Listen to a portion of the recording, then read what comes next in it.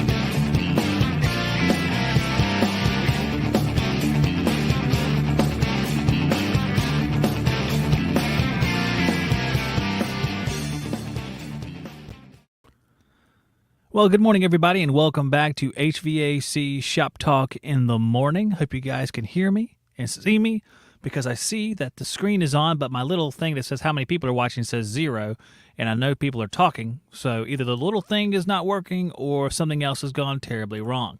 I see people commenting. So in the comments down here below, there it is, now it's working. Okay. So we have Alexander's Refrigeration, our buddy Alexander. We have Shannon Knight HVAC. Says, I have found 5 bad TXVs already this morning. Sounds a little bit contrived, but we'll see. What's up? We have Cannon Casey. We have Clint Glasgow. We have Frylark, our buddy Bimco. My good buddy Justin Beaver may be joining us perhaps later in the show because he's headed to a sales call. And he says he's heading to a sales call on a commercial building, and it may only last 10 minutes because they'll have to take his quote and put it into the bucket with all the other quotes. And then once you are in the bucket of quotes, you linger there and get sent up to the corporate office for their meeting in December 2024 for approval. And then once you get to the approval point in December 2024, and then your quote is ratified, you have to re-quote with the new pricing, and then you start the process all over again, is what I believe happens. I don't know. I mean, that's the commercial process right there, guys. I know what's funny is it's really messing with me because every time I look up at the little counter on the screen, which is there, they put the little counter up there, says how many people, it goes from a number down to 0, back to the number down to 0. So either I'm choppy, or this thing is just making me paranoid.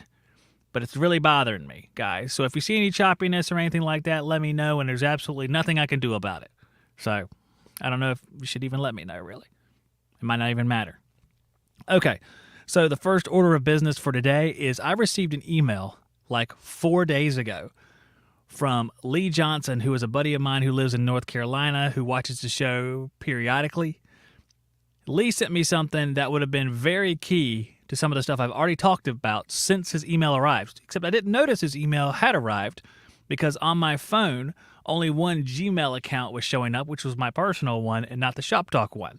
So, oops, sorry about that. What's up, Post Top Streetlight 105? Good to have you here. What an interesting name. What does that mean? Please elaborate on what that means. I would love to know. So I'm going to bring up what this email said because it's pretty important to some of the things I've already talked about. And it was from it's from the State Board of Examiners of North Carolina, and I'm going to bring it up, and this is what it said.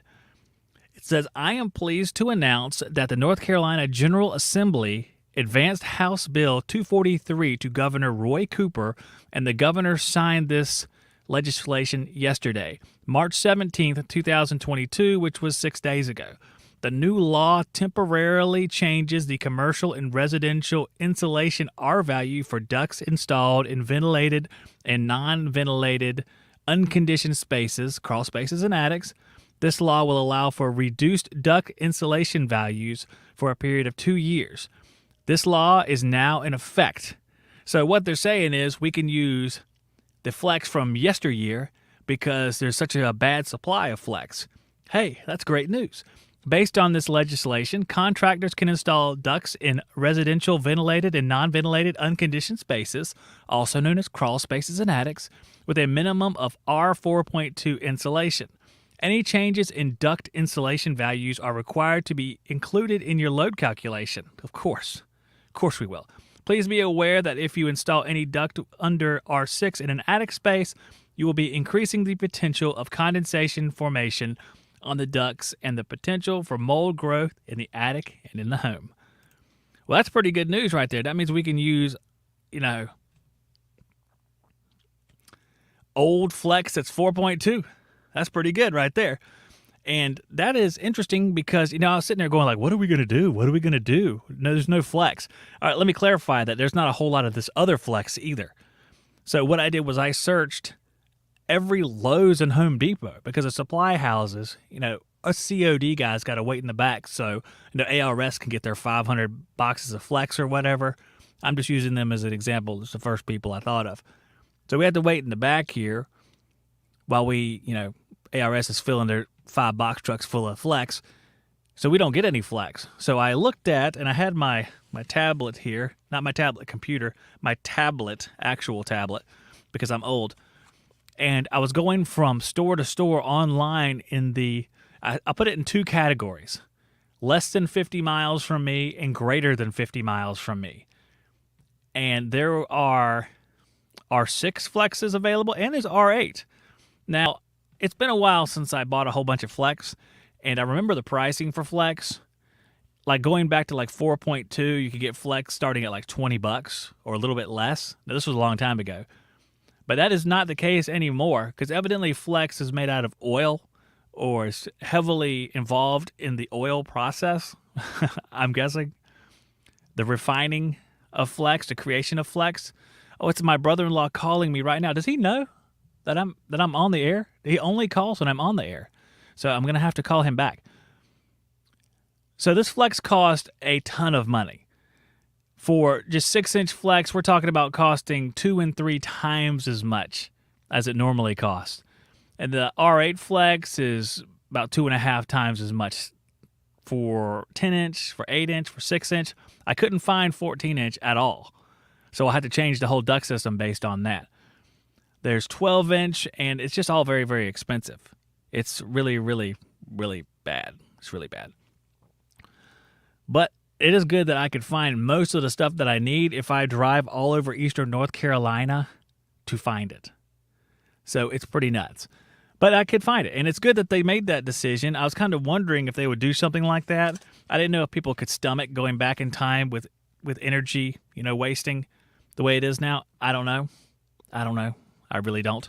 I'll tell you one thing I'm going to do is I'm going to pop up this thing because I want to make sure that our video is playing on YouTube because I'm seeing this thing is really making me paranoid.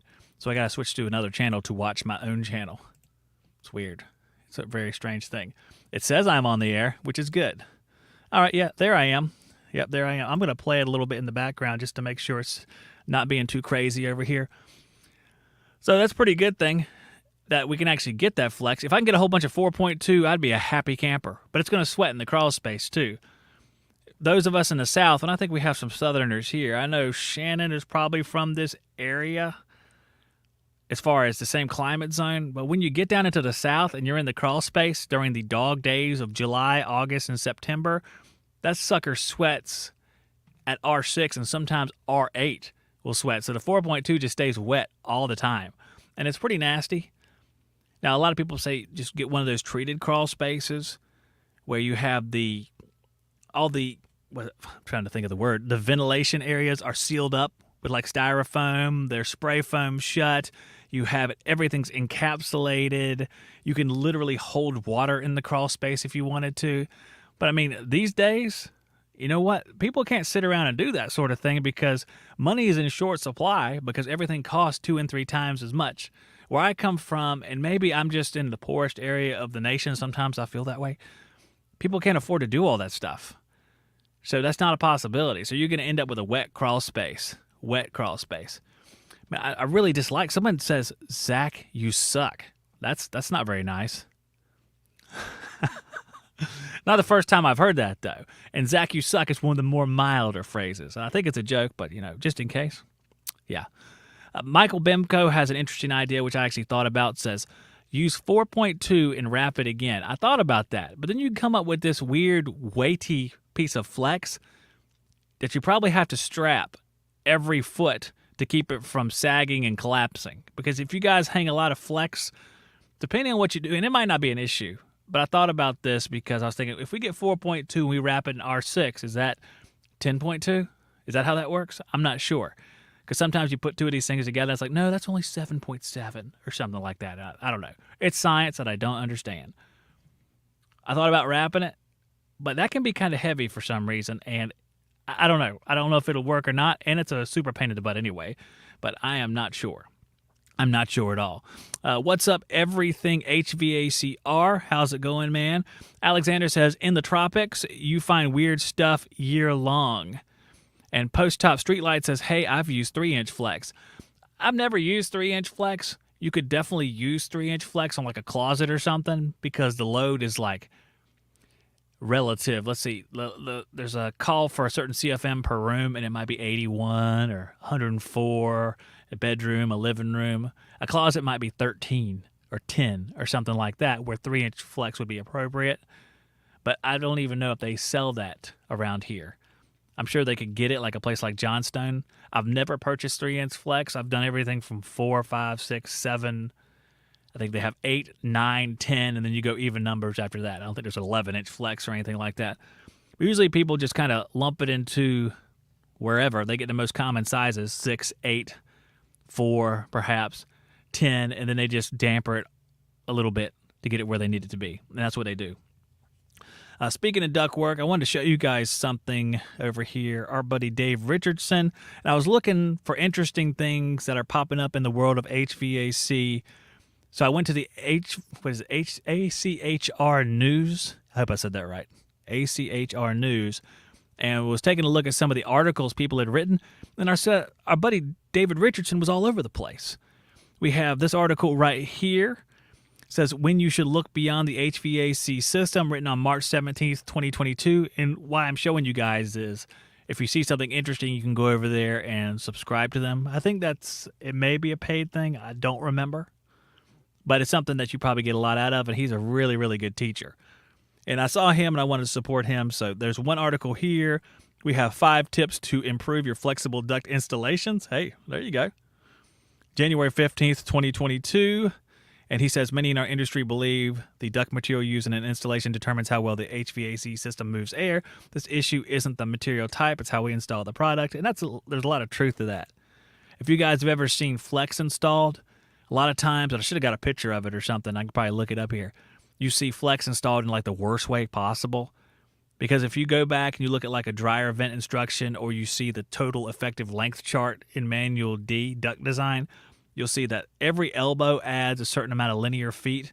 Even though an elbow may be physically like 2 or 3 foot linear, if you kind of stretch it out, it'll cause a drop equivalent to like a 10-foot run of straight duct, or 15-foot run of straight duct. And sometimes it's a lot more than that.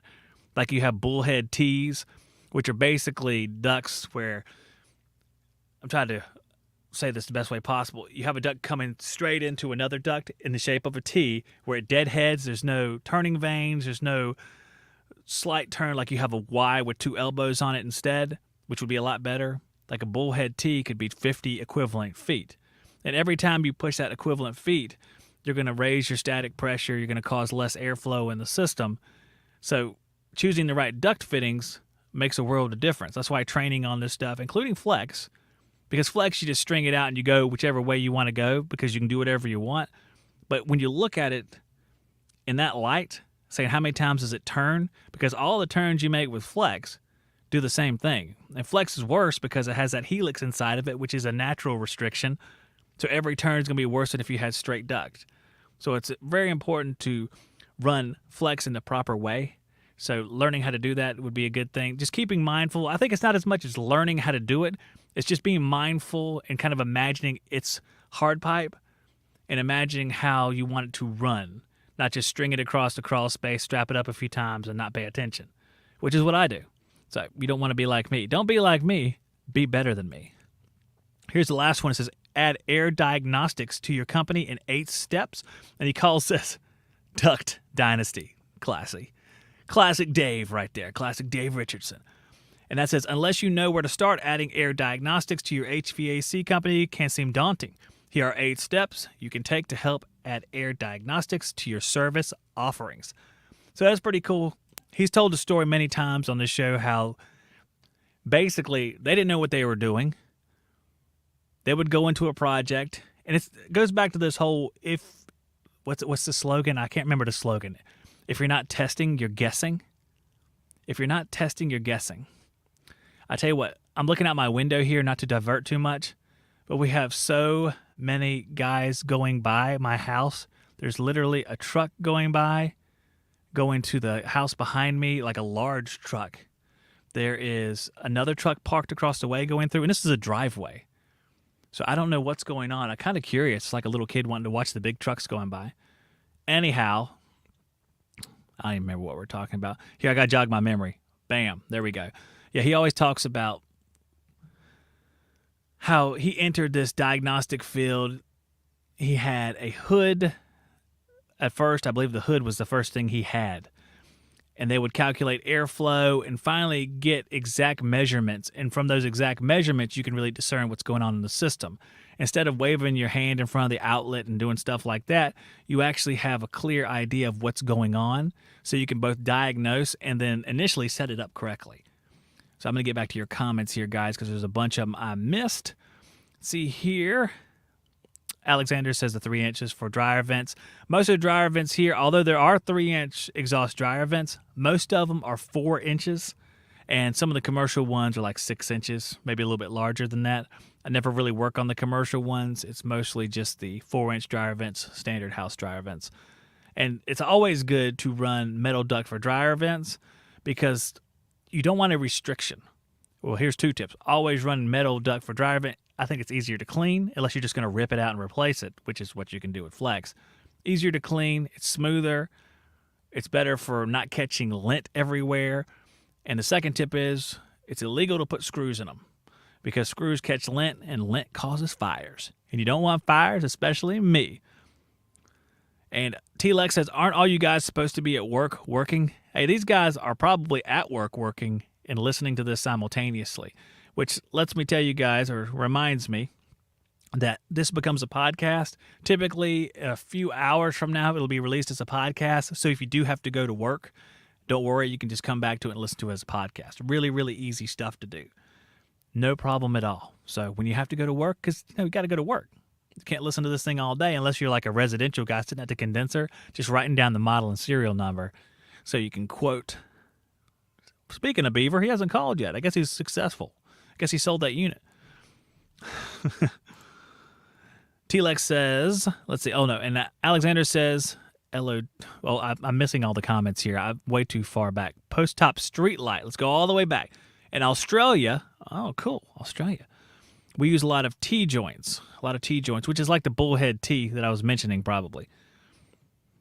Clint Glasgow says, my first call may need some testing. Yeah, testing is good, guys. Before I was really testing stuff, I felt really confident about myself. I would go into a call, it's like, yep, that's 65 PSI. We're supposed to be at 70. I didn't follow it up with any testing whatsoever. It wasn't really that long ago that I thought it was revolutionary to measure the temperatures on the lines, the copper lines. And now that seems like beginner stuff. We've been around this YouTube stuff so long that they've said superheat subcooling so many times that it's just everyone does that now. Now it seems like we're on another level. We're taking it to the next step. It's not just superheat and subcooling anymore. We got to know static pressure. Not just static pressure anymore. We need to know airflow. What is the exact airflow? How are we measuring it? Times change. I think it's getting more advanced as the internet's more accessible for more people. More people are tuning in to maybe not this podcast, but some podcasts where you learn, watching a YouTube video where you learn something, taking more classes, being inspired, because YouTube is great because you can just log in and start watching. It's really, really, really easy. And it's a lot of fun. YouTube's a lot of fun. You can comment. You can say mean stuff to people. That's what YouTube's all about. Or is that TikTok? That was TikTok. I should read another TikTok comment. I know I got some humdingers because I put up a Goodman video, and whenever I put up that funny Goodman commercial video, people are going to rush to say that I am completely wrong, which is pretty funny. We'll have to we'll have to check one of those out. I'm going to go ahead and put our banner up on the screen here, guys. If you want to call in, you can call into the show here. I might do a little bit of TikToking, but I think first I'll do our sponsorship role. So our sponsors for this show are NAVAC. Like I was saying before, we talked about the vacuum pumps, but there's also the flaring tool.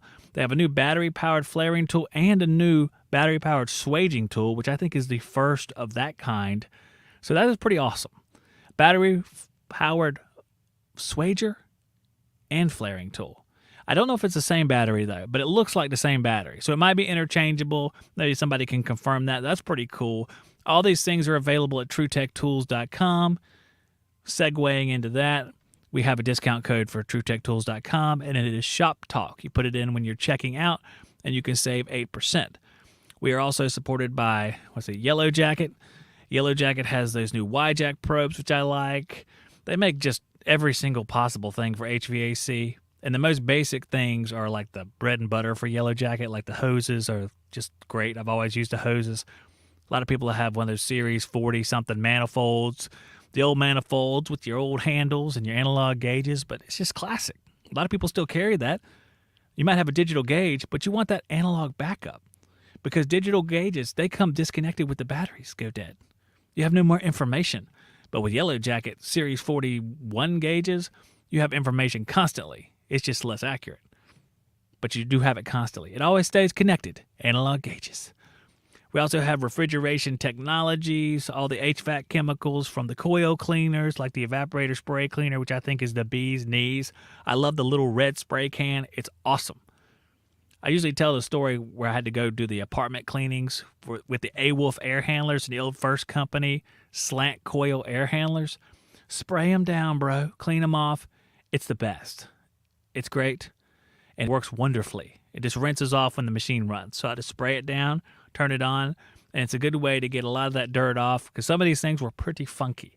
I mean, you had to scrape some crap off first, like get the little brush, a little wire brush or something, and get like a layer of cat hair off of some of these things. Then I'd spray it down with this evaporator spray cleaner in the red bottle, and it just works really, really well. So I used it for a long time. They make a ton of other products, coil cleaners, pan sprays, anything you can name. And they even have the COVID-killing wipes, which has not been documented. I have no idea if that's true. It kills the bubonic plague, the AIDS virus, and COVID. That's all false, or at least I don't know if it's true or not. But they do work well. Clean your hands, Viper wipes. They're great. Refrigeration technologies. Go to refrigetech.com. See, who else do we have? EWC, forced air zoning products. Got them right inside the house, right there. I can see it. And they work beautifully. I've seen it firsthand. That's EWCcontrols.com. Who else do we have? Company Cam. Company Cam, that's a company, and I don't have to use Company Cam because I'm not really in business, but Company Cam is the way that you have several guys out in the field. You can kind of consolidate and watch them like Big Brother. That sounded ominous. That didn't sound like an advertisement. That sounded like a warning. No, let's redo that. I'm just kidding. It's a way to bring all your guys together, store information so anyone can see it, protect yourself from liability, and you'll be apprised of what's going on all across your company, and that is companycam.com. You can check that out. So that is our sponsor list for today. Remember, True Tech Tools, Shop Talk. Use that Shop Talk code. You might have a different code. Throw that sucker in the trash. Use a Shop Talk code. All right, let's go back to the comments. Hey, Zach, how do you keep track of customers and notes? Okay, so I don't really have to do a whole lot of that anymore because I don't have a whole lot of field work that I have to do. When I was doing a whole lot of that work in the field, I was really kind of antiquated or ignorant. I did have some programs that I used, digital programs. I tried a few of them. I used QuickBooks Online for a while. That worked pretty well. And I'm trying to remember Invoice ASAP. And I think Ralph turned me on to that. And it integrates with QuickBooks. So whatever you use, you want a certain degree of integration with it. You want it to work with whatever accounting software you use, especially like I was a one-man company, so having some kind of integration, keeping things streamlined would make my life a whole lot easier. Nowadays, I do so few fieldwork calls that a lot of times I'll just do it by hand. I'll just write it out because I'm not doing all that much. But back in the day, you need some kind of digital automation. Now, like I just mentioned, Company Cam, you can do that for liability and keep track of stuff like that. You can have one of these services, like you have like Service Titan and stuff like that out there. Service Titan to me is for a bigger company, but there's a lot of variations of that. There's House Call Pro. And just, I think getting one of those these days is probably for the best because you want to cover your booty. You got to do it. You got to be covered because I think people are they're just looking to nickel and dime and to make a dollar. And a lot of them are looking to make a dollar and not earn a dollar. They're looking to extract a dollar from somebody else, and they don't care how it's done. So liability purposes, for billing purposes, you can accept credit cards and stuff like that. I think nowadays you have to do that. No one pays with cash anymore. Everybody uses a card for everything they do. You don't see anybody but the elderly using checks. So I think it's just the best thing to do. I did use Square. I use Square for the podcast business, but then again, I'm sending out just a few invoices a month to the sponsors, and that's it. So it's really easy to use Square, and maybe you guys have a better service that you would suggest. But Square, I've been with them for 5 years. I mean, Square's even lent me money because I've been with them so long. They said, all right, well, you've been with us so long, we'll lend you this amount of money for a few months. If I want to make like a purchase, say if I want to upgrade, like for you guys, it would be, I want to get these new tools. I don't want to spend X amount of dollars, but Square will lend me the money and I'll pay them back. And I can choose the way that I pay them back based on a few of their ideas. Like they'll say, all right, if you want to take 12 months, we're going to charge you this and this amount of interest. And there'll be like 3 or 4 different scenarios. So I'm just really comfortable with them. I'm sure if I looked around, I could probably find something that's slightly better. But I like the fact that it's proven and I've used it for quite a while. So Square is my go-to. But then again, like I said, I'm only sending out a few invoices a month. If you send out 50, 100 invoices a month, you may want a different service. That'll save you a little bit more money. Let's see if any other questions here. Good morning, Nate Peterson. And let's see what else. Soap and water. What are they talking about over here? It says, T-Lex says, I know, just joking, I live in San Francisco. There's another one of those conversations that's going on that I don't know where it starts. So I'm going to have to just walk away from it because I don't know where it starts. And that's about everything that I had planned to do for today, guys. If you want to call in, you can do so. I'll stay on for a few more minutes just to make sure that I wait long enough if one of you guys wants to call in. Post-op Streetlight says, I use all hydrocarbon refrigerants, which reminds me, I literally have in my shop one of those hydrocarbon sets from Yellow Jacket. I should do something with that. I don't use it personally. I would never use it because I never worked on hydrocarbon appliances. But I have this thing that has a scale in it. It has a little gauge in it, the little hoses and stuff. I should do something with that. I should give that away or do some kind of skilled trade-up one morning because I'm never going to use it. It's cool. I can take pictures of it for like advertising is all I pretty much do. And I could make an ad about it for the podcast, but I'm not physically using it. So we need to do something with it. So maybe you guys can come up with an idea as well. Just while we're talking about that, ways to support the show. If you want to support the show, you can do that by leaving a like on the video, which is always much appreciated. Remember, this becomes a podcast in a couple hours. You can listen to the podcast or suggest it to one of your friends that you work with to listen to it. You can leave a comment on the YouTube video or leave a comment. I think you can leave a comment on the podcast. I don't know. I never read those, so don't do that. You can email me. That's on the screen. You can text me. That's also on the screen, 910-970-0043. And let's see, we have post-op. If you're going to text me from Australia, you probably have to add a few more numbers to that. So I don't know. Probably go with the Gmail on that one, hvacshoptalk@gmail.com. T-Lex says, Zach was here and then gone, going have to start calling him the Flash. Oh, man, what Zach was here and gone? Yeah, I know, this is a fast show, if that's what we're referring to, because we didn't have any of our callers today, but that's okay. We can come back again. I won't be in tomorrow because I'm driving up to Goldsboro to take my son, who's going to go to the Citadel. He's going to be in the Army. He's going to go to college at the Citadel first so he could be a commissioned officer when he enters the Army. And we're going to go take his eye exam and medical exam in Goldsboro, which is about an hour north of here. So I'll be up there. Yep. Post-top streetlight saying, yep, like R600A. Absolutely. It looks like we do actually have a caller, and it is a familiar name. All right, here, let's put him through here. Hello, you're on the air. Good morning, Zach. Oh, you whispered. Hey, I turned it down whenever I answered it, just in case, because I never know exactly what level the phone's going to be at. I should remember I was loud the other day. Well, it's not your fault. It's my fault because I had to set the number, and every single time someone calls in, it's always at a different level, so I had to start low and work up. I just have to remember to do that.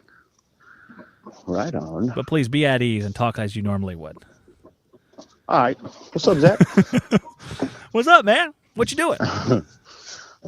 Moving from one floor to another with like 3 carts full of crap. Now, you said you were doing a compressor change yesterday? I finished that up Monday, put the compressor in Friday, vacuumed over the weekend, came back Monday, adjusted charge, checked numbers, all that kind of stuff, which everything looks good, satisfied. It's not running at 180 something hertz anymore.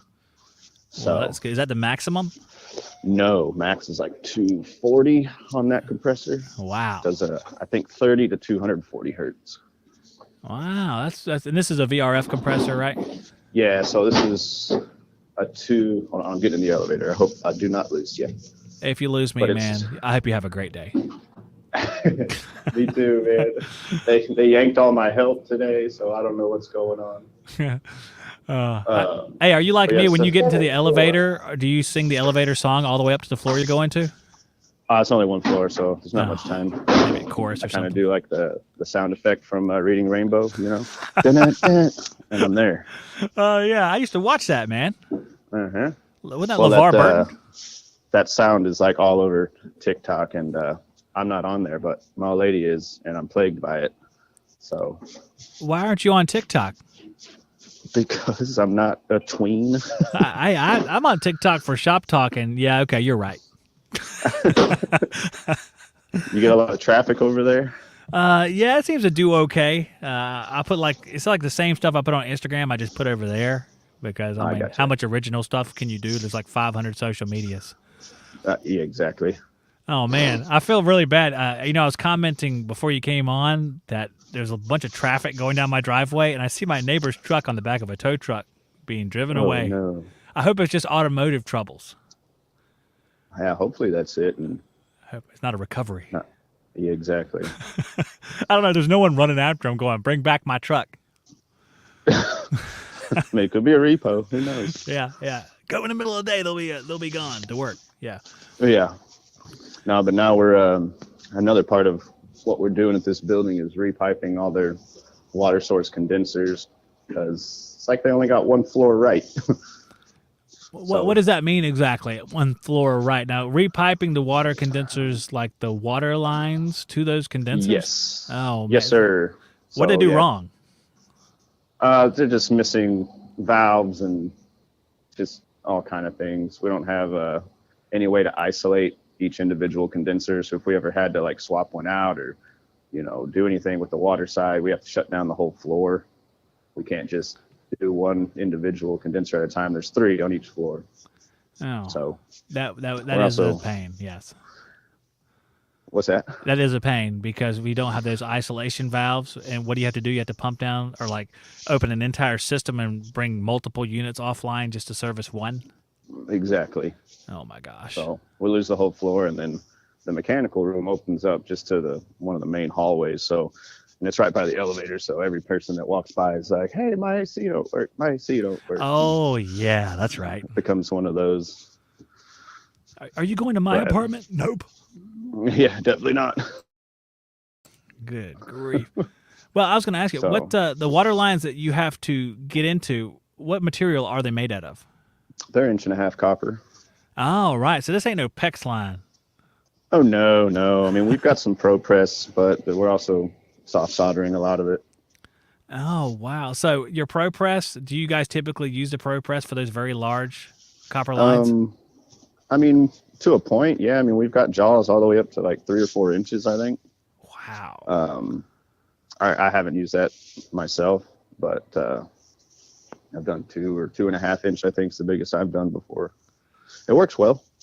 So out of curiosity, because I never used a ProPress before, what tool do you use? I mean, what brand of device do you use for it? It's a Rigid. It's the one Rigid.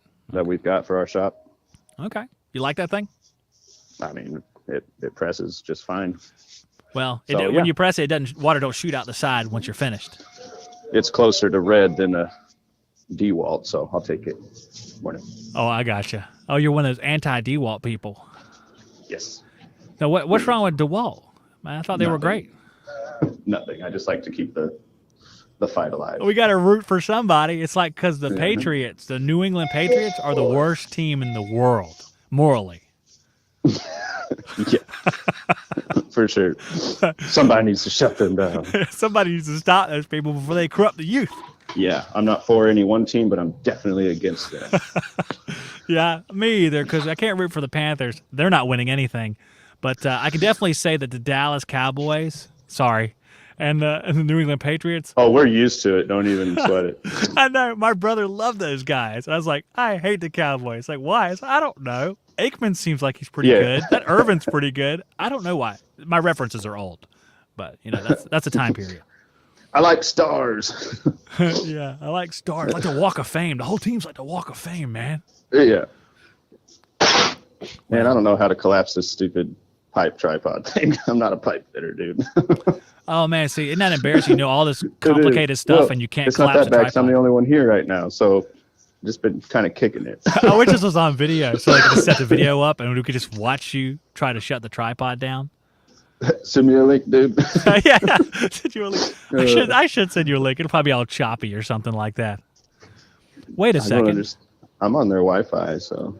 Are you not in my Facebook group for guests for this show? I don't get on Face Crack, so. Oh, yeah, you're better off. Because I put a link in there just for the guests if they wanted to come on. Oh, I got you. But I can just actually send you Feel free to email me one directly. Yeah, I can do that. Let's check this process out to see if this will work. I'm not going to keep you for a long time on this. I'm just more of a check here. Oh, you're fine. Pay by the hour. Take your time. Hey, are you union down there? What are you? Our shop's not union. No, we're open, but there are union shops around for sure.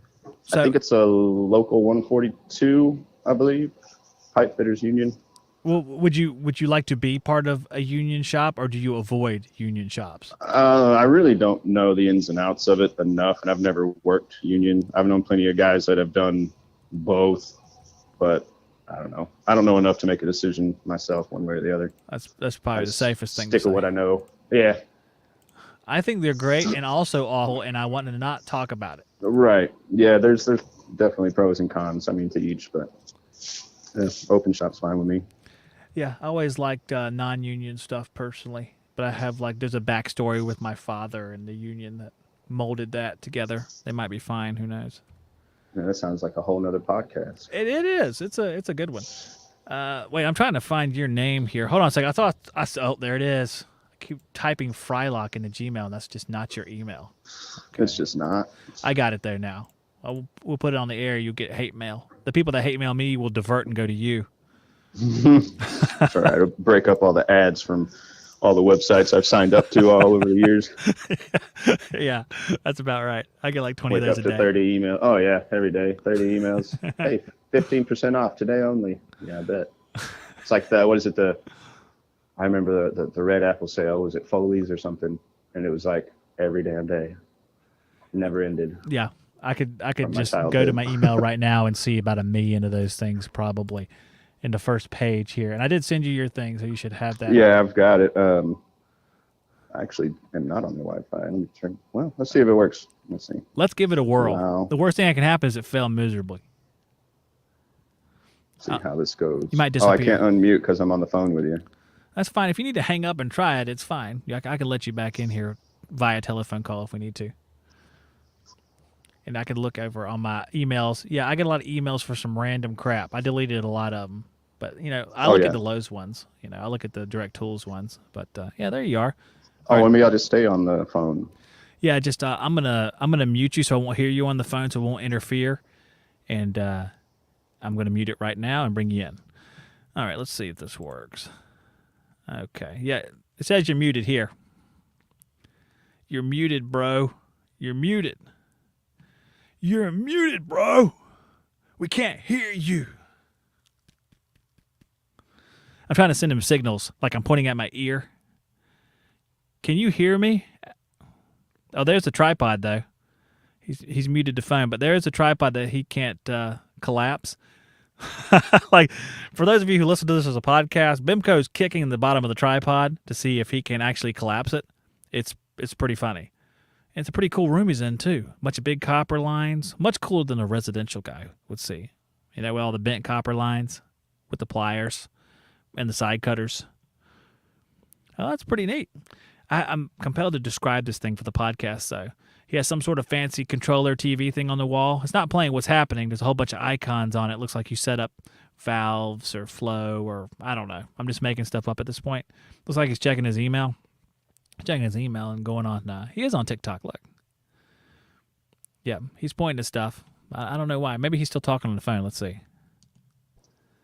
Oh, you can't hear me, right? Yeah, I couldn't hear you because you were... oh, dude. You're muted on there. Here, let me hang up on the phone and then unmute on the thing. Yup. All right. So Bemco's going to hang up and he's going to come back. We're going to see. He's muted still. Bemco's muted still. He's showing us the wall and the Oh, there he is. All right. Now that looks pretty good. You doing all right? None of these units were turned on. I guess when we reset them. Now they're green. That's good. I was telling people that was just like a TV. And those icons were your email or something. Oh, because I didn't know. I couldn't hear you, so I had to make up something to fill up the audience space. That's each room on this floor. So there's there's chingos of them, but so each floor is 3 wings: A wing, B wing, C wing. Yeah, elevators come out here and come right to my little hidey hole where everybody likes to stop by and ask if I'm a plumber fixing their hot water, and I tell them no. Do I look like a plumber to you? No, I'm a lot nicer than that. You should speak Spanish to him or something. It's like, no English. Hey, yeah. Because you look real Spanish. Oh, I look real Spanish? Yeah, I'm joking. I'm joking, for sure. Hola. You should speak Celtic to him or something like that. Maybe just speak Spanish in a Celtic accent. Just say something. That's real believable. Oh, man, no water. No plumber, man. Yeah. No tengo agua. Yeah. Oh, yeah, you actually know the words. Okay, I got you. I know a little bit. They say, I want, you say yo tango? Isn't that I want or something? No, that's I have. You say no tango. I don't have. So what is want? Quiero? Quiero, yeah. All right, I know something. I took Spanish in high school. Hey, me too. Stick. Mine didn't stick at all. Yeah. Took it in high school, and then I did a bunch of landscaping, so I learned a lot more. You're stereotyping, Bimco. Even though the stereotype's completely true in every place I've ever been, I don't think we're allowed to do it, even if it's completely true. Was that one of your customers over there? There's customers going, I don't know. Remember, just act like you're angry. Act like you're really ticked off or something. Or knock on a door, then run away. Yeah, that's what you should do. If you're done for the day, then we'll just knock on doors and run to the stairwell real quick and hide and laugh. Just ding dong ditch before I leave. Yeah, you're so fired, man. That's awful because you got to remember this is a 55 and up apartment complex. So. Oh, they won't hear it. Some of these people are in wheelchairs, dude. That'd be hella rude. Oh man, wheel all the way to the door. Is anyone there, Daryl? No. So one of the things that we found in this building when we first got over here, they've had several companies before us. There was a fire several years ago. They remodeled, added a lot of fire protection, which is good, and they put in this Mitsubishi VRF system on every floor. And some floors were not addressed right. So if you look above me here, let's see. See, those are branch boxes, and we've got 3 of them. Well, there's only 2 in here. There's one around the corner in their little trash room. So we found misaddressed indoor units. You know, you have to sign at the indoor unit. There's a dial, and you address which branch number feeds it. And we were finding some where 2 were flip-flopped. where unit 25 is being told it's fed by branch 9 when it's actually fed by branch 8, and vice versa with another indoor unit. But there's some floors where we found out of the 11 indoor units on said branch box, only one was actually addressed properly. And we have to go in to people's, into their rooms and be like, hey, we need to, look at your AC real quick. And some of them, we're banging on the door and we're like, hey, maintenance, before we just start opening it. Well, some of these people, like I said, are in wheelchairs, and it takes a minute, to get to the front door. Yeah. And so we're sitting there banging, and then we start to crack open the door, and they're like, I'm not dressed. Oh my gosh. We're like, oh God, sorry, man. Yeah, That's my bad.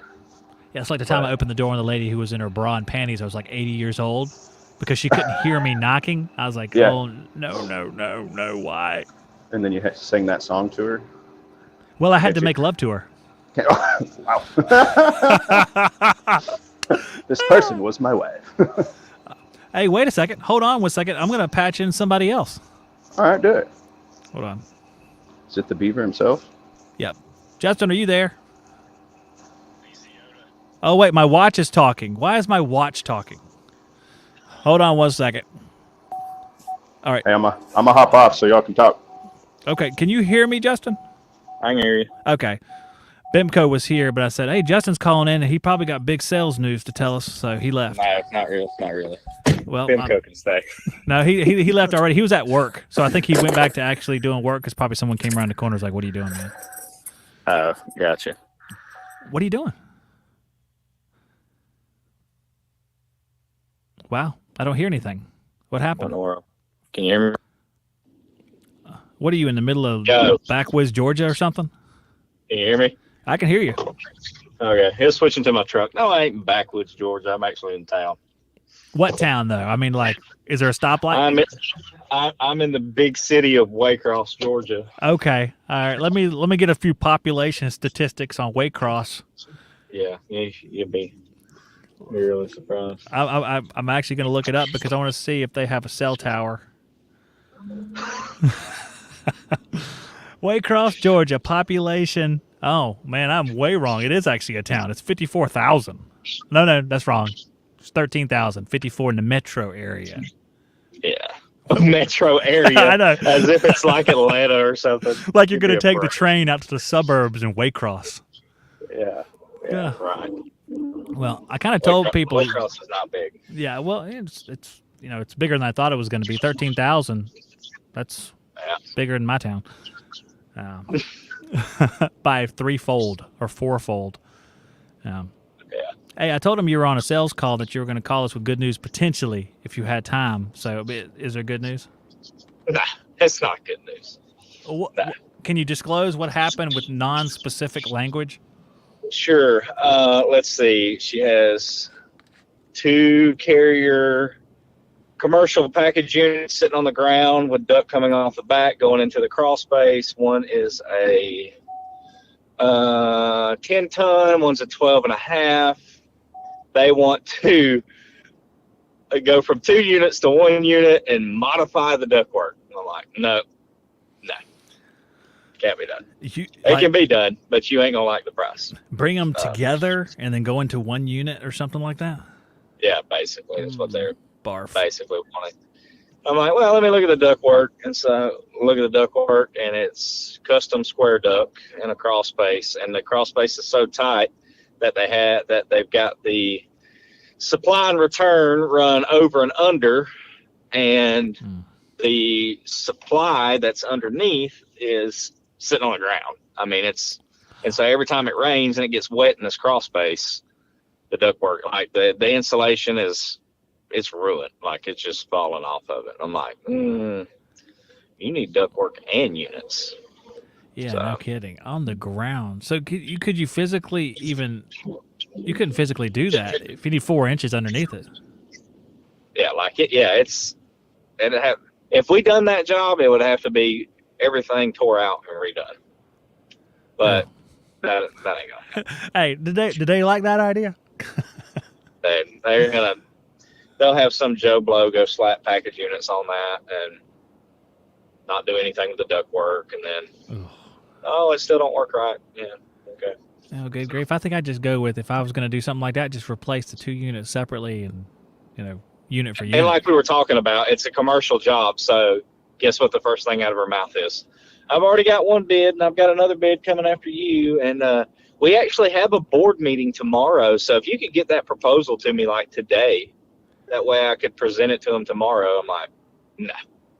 Well, you can always give them the on-the-spot proposal. You want a 20-ton unit, I guess, because it's probably not a 22.5-ton unit. 20-ton unit with ductwork that don't fit. You're going to have to raise the building. That'll be $245,000. Yes, ma'am. Did I get the job? Will that be check or card or? I'm going to lose $5,000 a square on this transaction. So, yeah, no doubt. It's one of those, like, we're better off leaving that alone, honestly, because we are a 99.9% residential company, and so to go look at a commercial job, yes, I know what I'm looking at. Yes, I know how to size everything, but it's not in our installer's wheelhouse. It's not something we do every day, so I think it would be a cluster. Well, hopefully all of the higher ups in your company see that you're sparing them the heartache of that situation. That's exactly it. Yeah, that's exactly. Sometimes that doesn't translate. It's like, oh, we could have done that. We have okay. I don't think so, man. Yeah, exactly. So yeah, that's what I got. And then I've got my next one is a 12 to 2 time frame. Older gentleman has a gas furnace on propane, and said that he is not filling his propane tank up again, that he wants a split heat pump. So, wow. Gas to heat pump conversion. So, we'll see how that goes. Oh, man, I wonder if he's got like one of them 150-year-old houses with a 100-amp service disconnect. Probably. Yeah. Probably. Man, I want 15 kW. Well, you're maxed out already. You got to take out your dryer. Yeah. It's always interesting. Get an electrician to come upgrade your panel to a 200-amp service. And, oh, by the way, we got to get a wire over here, because you got a 115-volt wire. We need this. We'll see. We'll see. Yeah, well, trying to be optimistic. We can just use that wire, and we'll just use the ground, and it'll be too hot. And all right, guys, stop talking. Yeah. You're going to die if you do that. And I don't know. You have to go into this stuff optimistic and try to do the best job that you can. The problem is right now, especially in this area, is that it's the high today is 75 degrees. It's mild. People aren't running either or right now, so there's no rush to do anything. So this is the season of we're getting multiple bids. Like I had one this morning. They sent it to me as a lead. I called the guy. Yeah, I'm trying to get multiple bids for my in-laws for a cabin that's over there close to y'all. I live in Valdosta. I can't come meet you. You can go by and take a picture of the condenser outside, but you can't get inside. And I'm like, well, then you're not getting an estimate. Like, well, you can't just give me a ballpark on the phone? No, sure can't. A ballpark. Well, I've already got 2 estimates. I said, well, I recommend you call one of them back then, because that's not how we operate. I'm not going to tell you it's X amount of money for a 2-ton, and then we get over there and your ductwork's undersized, or the unit won't fit, or this or that. Like, no, we don't. No, I don't want that headache, and I don't want that headache for you. So either let me do my job the right way, or let's go on about our business. You see, and it's funny that you said that. I mean, I had a situation like that. Like 99% of those, the guy's like, all right, well, I'm calling somebody else. I did have a 1% one where a guy, I went to his house, and he told me, I did the load calculation. It was 2 tons. And this guy says, well, this other company's going to put in a 3.5. I said, how much would you charge to put in a 3.5? I was like, well, I ain't going to put in a 3.5. He said, I can push it to 2.5 and stay within like where I need to be on the upper side of it. So, but there's no way I'm doing that. So I refused to do it, and he gave me the job. That's the only time that's ever happened. Every other time it's like, all right, well, 3.5 tons going in.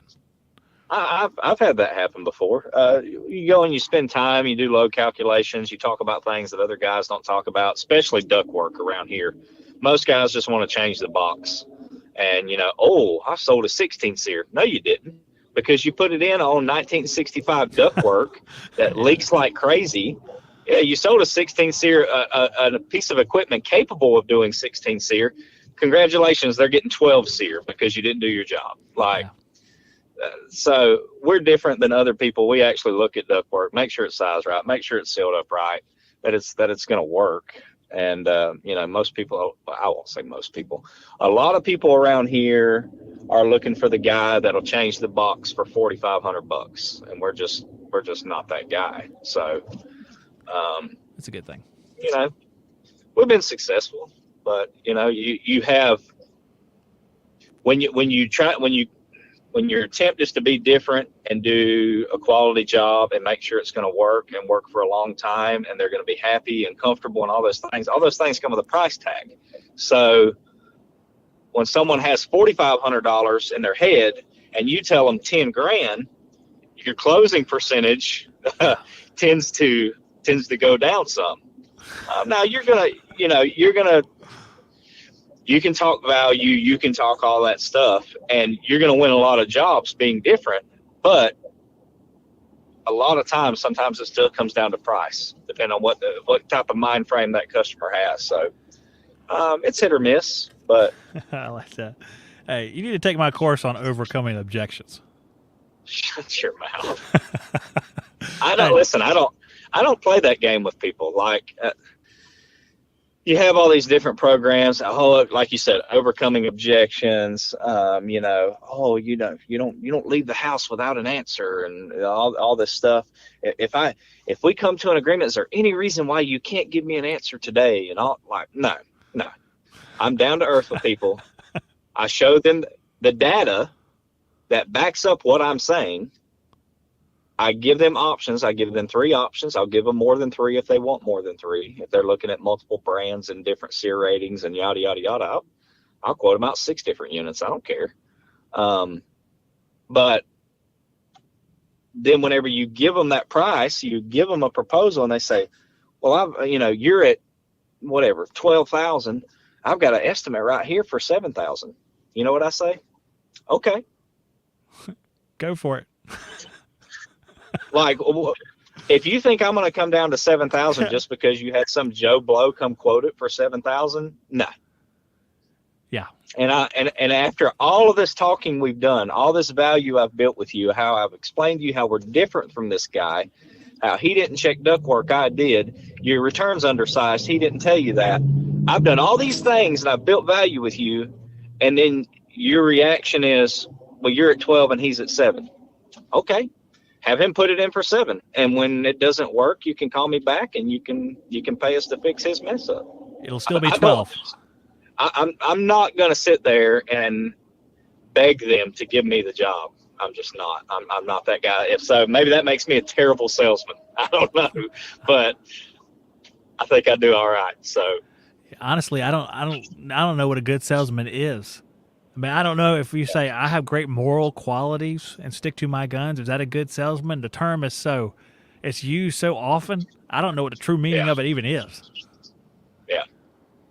That seems bad. I'm just down to earth with people. I do tell them the truth, and I will absolutely walk away from a job if they're not going to allow us to do it the correct way. Absolutely. Because I've seen the headache on the other side of it. When you say, well, they want me to just sell the box, and he wants a 5-ton, even though he only needs a 3.5, and he only has the ductwork to move 3.5. He wants a 5, so that's what the customer picks. So that's what I'm going to give him. No. Yeah, I'm not doing that, because then when he calls over and over and over again, the finger's going to get pointed at me. Well, you sold him a 5-ton. He didn't need a 5-ton. So I just avoid that altogether. I don't blame you, man, because there's so many companies, and I've seen companies that I'm related to and worked for years ago. I'll narrow that down quite a bit. That would say, this guy, he said he wants this particular unit, and we all know it's not the right fit for him, and they just go along with it. And I understand that you said the customer's always right or whatever, but sometimes you just got to say, hey, man, that's not right. I mean, I don't want to be associated with your decision, even if it is your decision and you write it down. I mean, someone else might buy this house later and not like your decision because it don't work. I think you can. I mean, yes, you have to listen to your customer. You have to figure out what their needs are, what they're trying to accomplish. in my market, I get a lot of these guys that's, do it themselfers, and they think they know air conditioning because they got a cousin's brother's second cousin that, changed a cap for them one time, and now they're all knowing in heat and air or something. But, it just drives me crazy. So when I go to somebody's house, they're like, yeah, I want a 3.5 ton. I want this. I want this. I want it run like this. And I'm like, okay, sounds like you got it all figured out. Why don't you just do it yourself? Yeah. Do you want to buy a vacuum pump from me? I could be a vacuum pump salesman if you want. Like my knowledge is valuable, and if you don't want to hear it, like if you're not calling me to get, in my mind, when a homeowner calls, they don't know how to fix their own unit, so that's where you come in. You bring the knowledge to tell them what your recommendation is and what's going to work best for their home. Now, ultimately, it is their home. It is their decision. You can't spend their money for them. But you would be doing them a disservice if you didn't thoroughly tell them what was going to work and what isn't, and only be willing to do what's going to work correctly, because you got to stand behind it for 10 years or whatever type of warranty you put on it. Mm-hmm. I would respect someone being willing to walk away over doing janky work versus the guy that's just a people pleaser. Yes, ma'am, I'll change the box for you. Oh, you want a 5 ton? Absolutely, I'll put it in. Like, no. So it takes intestinal fortitude to do what you're saying, because a lot of people are in a bind, especially nowadays with the climate of the economy, that that sale could mean a whole lot for a whole lot of people they know, and it takes guts to walk away from it to follow your guns. I respect it. I think it's the right thing to do, but I mean, sometimes in that position, people kind of falter under the pressure, which I understand. Yeah. Well, I mean, companies get bent out of shape because, you're trying to keep an install crew busy. You're trying to keep, you got to keep cash flow. So, and especially in a slow time, you're trying to get everything that you can get, but I don't know. You don't let morals, you don't let integrity, you don't let doing your job the correct way every time or to the best of your ability, get tainted because you're worried about keeping 2 installers busy. You just don't do that because it's your name on the line. I mean, you do something for dirt cheap to keep somebody busy, that'll be the one that drives you nuts for the next 5 years, that calls in service call after service call because they're not happy, it don't work right, yada, yada, yada. So was it really worth keeping installers busy one day out of the entire year to have that headache of a customer that you're going to have to deal with for the next 5 years and be doing warranty work because you were just trying to stay busy one day? That's right. It ain't worth it to me. I know. I agree with you. I think it's one of them things like you have a bucket of clear water, and that job is one thing of red food dye, and it turns the whole bucket red because every perception that you have or your customers have of you, it changes because of what happens on that particular job. It becomes something you do on a regular basis. I think that's what happens. You start compromising. You have to go through a lot to stop that from happening over and over again. Mm-hmm. So, I mean, best thing is to avoid it like the plague. Yeah. I think a lot of bigger companies now, they want this used car salesman that doesn't know anything about heating and air because he doesn't have any morals. He doesn't know that, he's been trained to sell the box and try to sell the highest efficiency equipment that he can, because he's a salesman. He wasn't a technician first. He's not thinking about the headache it's going to be, or this isn't going to work right, or yada, yada, yada. He's not thinking about those things. So these big companies, that's what they want, man. They want the used car salesman to come over and let me show you how to piece equipment together over the next month, and then I'm going to turn you loose and have you sell equipment for me. And you know what? A lot of times those guys are super successful salesmen. You know why? Because crappy technicians make good salesmen. Oh, I like that. That'll be like the title of this. I'm not saying that's always the case, but I'll put Justin Bieber says in front of it. Non-knowledgeable guys are really good at selling because that's all they know how to do. Yeah. Well, you see examples of this floating around everywhere, so it kind of supports the claim. I feel bad because sales type folks take offense to that. I'm not talking about you, sales type person. I'm talking about the other guy next to you. Yeah. Was that sufficient? Was that a sufficient disclaimer? Yeah. It's not you, man. It's the other guy. I just I tend to think about the tech that's going to have to come back and work on it 3 years from now. I think about the installer having to put it in. You know, is it going to go smoothly? Is it not? Is he going to run into hiccups? So you look at all those things, and those things, you know, can sometimes, you know, keep you from quote unquote making a sale, but you know, it's the right thing to do. Yeah, in my opinion. So I mean, there's a comment down here that says we just have customers sign a disclosure, which I understand, but you can't sign away the fact that you're going to put your guys in a bad spot, though, which might affect them in ways that you can't put money numbers on.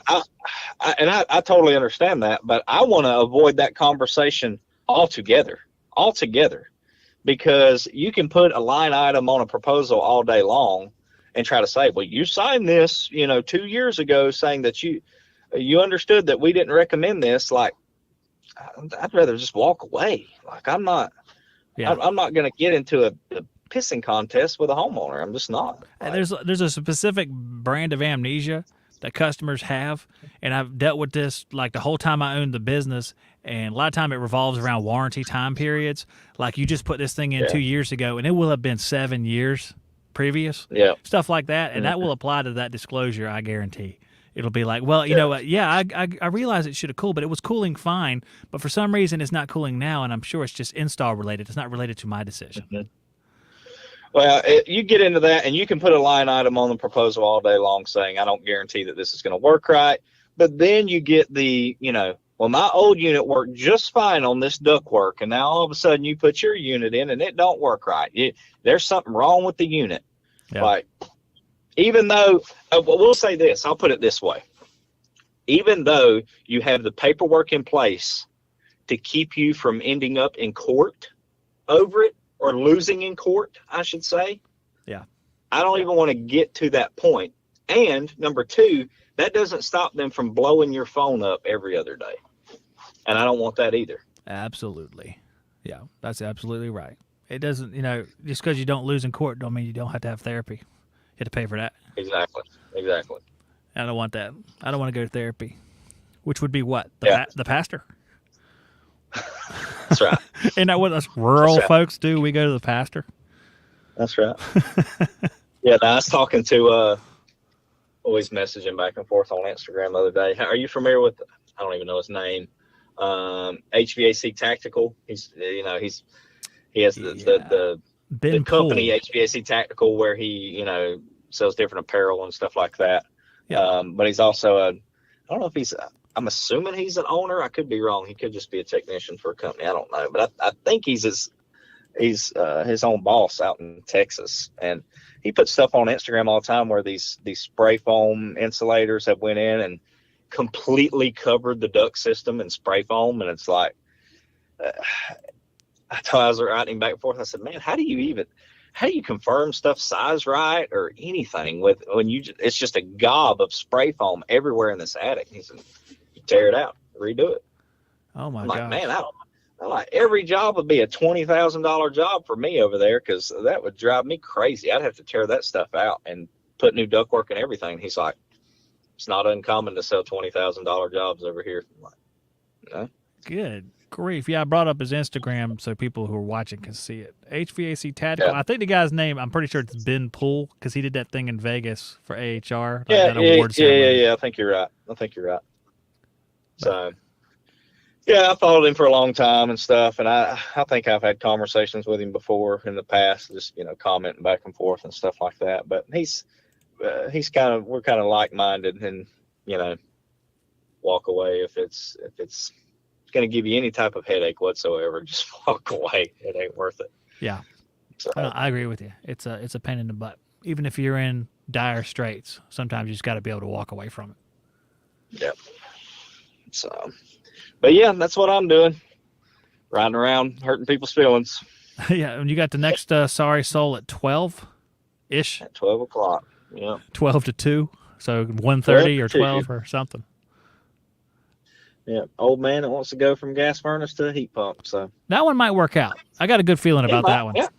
Yeah. We've done a few of those.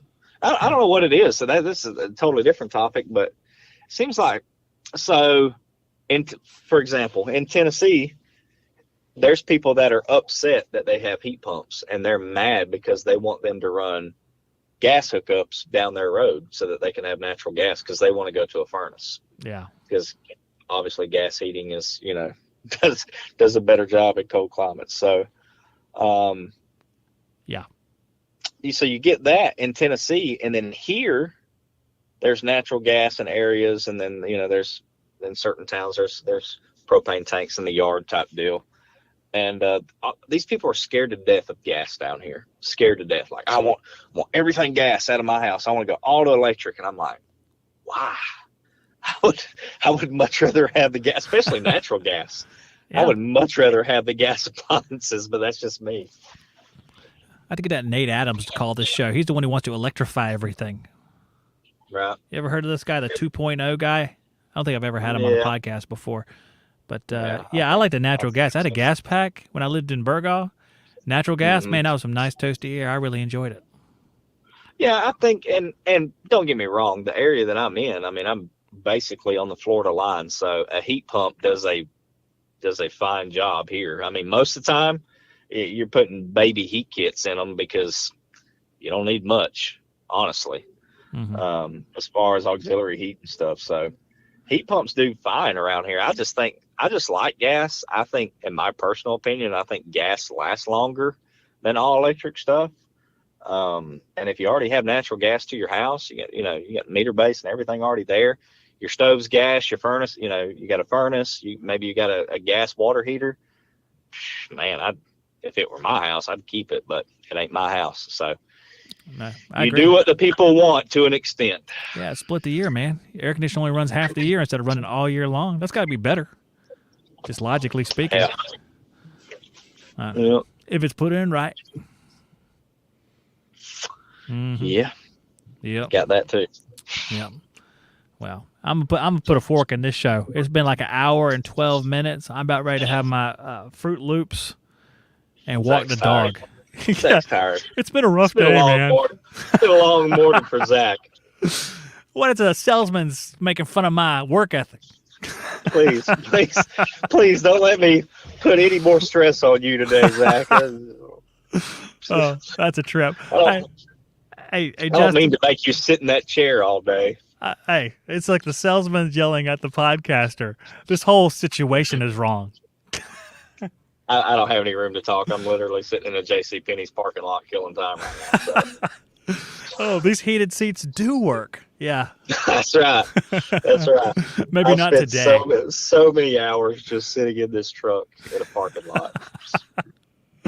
Oh, is it like an old truck that's really nasty? No, it's not. It's a I know. 2020 PMC Sierra. Oh man. So I am the typical salesman that pulls up in the pickup truck with not a tool one with him. No, I'm just joking. I do keep tools with me. I do keep I keep a tool bag. I keep some the field piece probes. I got my little Milwaukee Impact, and I keep ladders and a jug of 410 and a jug of 22 in the back of the truck, because you just never know. I mean, I sell a unit in the middle of summertime. We're 3 weeks out on install. You might have to gas somebody up to get them by till you can put the unit in. So that's a good idea. Yeah, no, that's a good idea. I like that. That's definitely a good idea to have, because the salesman can go in there and fix something real simple for a couple of weeks and be good to go. Yeah, I like that. So, get them tools out and use them.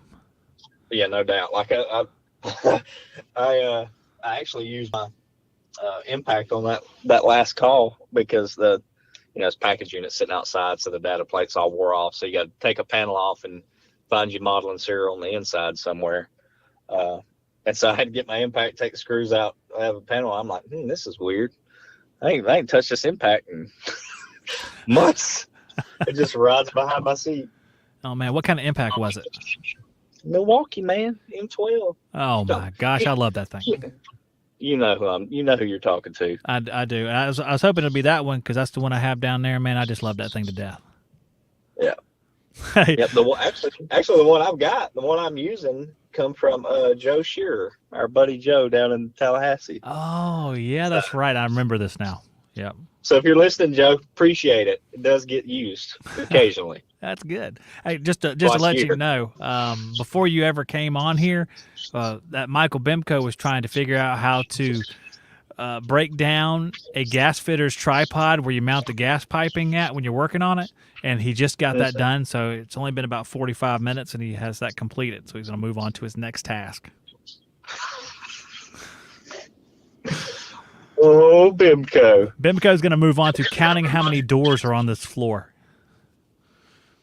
Bimco's a commercial dude, right? Yeah. He was in like a mechanical room whenever because he came on. He called the show. And then he's like, I can probably show you what I'm talking about with this tripod thing. So he actually came on the show so we could see the tripod. And I feel like 3 hours ago, he just got that thing taken down. I did a little bit of commercial. I was probably nowhere near what he does day in and day out, but I did what you want to quote, quote unquote light commercial. So little 7.5 and 10-ton rooftops and stuff like that. Commercial just ain't my thing, man. It's, you're dealing with an employee. You're not dealing with the owner. So it's like, oh yeah, I think it's that unit over there is the one that's not working. Oh, okay, cool. So you spend 45 minutes trying to figure out which unit it is. Then you're just, who do I submit this proposal to? And, we'll get back to you after a board meeting or whatever. And I don't know. It seems like a lot of running around and jumping through hoops, waiting around to get paid too. Like they don't pay, but every 60 days or every 90 days. Like, yeah, that's right. Nah. You're waiting. I like residential where you're going to pay me now. Yeah, that's right. Because the residential's like, here's the invoice. Please go get your money. I'll wait here. Yeah. And then the commercial's like, you gave it to me on the 11th, and our bill date is the 10th. So now we have to submit it next month on the 10th, and you'll get it the following month on the 15th. That sort of thing. Yeah. I wish I was making that up too. I think that's actually the billing schedule that my dad worked under for a while. No, thank you. Yeah. I'll do COG, and I'll take my little resi stuff. Yeah, it's a hard pass on the other stuff. I agree. Yeah. So, all right, Zach. Well, I'll let you go eat your Fruit Loops and make something of yourself today. That's what I just did. Oh. So. Yeah, that sounds like a good plan. Well, I wish you well on this next call, because it feels like it's going to go a lot better than the first call. It has to. But let's hope so. Statistically, let's hope so, Zach. All right. And I'm sure you'll get some comments about, maybe he would have sold it if he was willing to sell the box. Hey, those people don't listen to my program. Are you kidding me? How many times I got to make fun of that type of person, and they're going to be like, I'm not listening to this crap any longer. I will take all the critiques of people telling me why I'm a terrible salesman. That's fine. It's okay. Well, I can own it.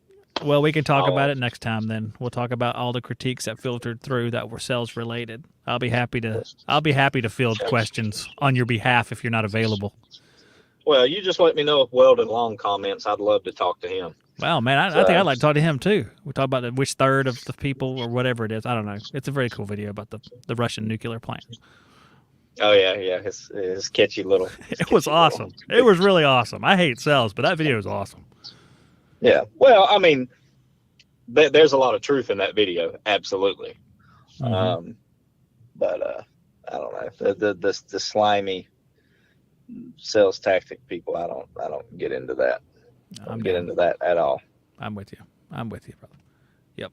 So anyhow, okay, Zach. Well, you have a wonderful day. I'm going to sit here in this parking lot for another hour, and then I'm going to go to this call. All right, man. Well, don't fall asleep and miss the call. That would be ironic, but awful as well. That's right. All right, man. All right, dude. You have a good day. Talk to you later. Bye. See you. Our buddy Justin Beaver on the phone there. I like that. You can subscribe to the Men with Issues podcast if you want to check us out. We talk about Bible stuff because the Bible's never far away from me, as you can see right here. Look at that. See that? It's nice. What does it say right here on this page? And then we'll close out with this. This is probably not going to be applicable to anything. Oh, this is funny. Speaking of sales, this is Isaiah chapter 2, verse 22. I highlighted this because it caught my eye. And we'll end on this note here. Let me get prepared here. But I appreciate everybody watching. Remember, you can support the show. Thumbs up, comment, support me on Subscribestar. There's information in the description about that. You can support me monthly, and I'd really appreciate that. But I'm going to end with this final thing. And then I'll actually play that Goodman commercial again because that was just funny, and I enjoyed it. So, Isaiah 2, verse 22. Don't put your trust in mere humans. They are as frail as breath. What good are they? Goodman Air Conditioning and Heating. It's cold outside. Is your heating system working? With Goodman, you can count on your heating system 314 days a year, 6 days a week. And you'll be right every time. Thanks for ruining the commercial. Good grief. That's Goodman Air Conditioning and Heating.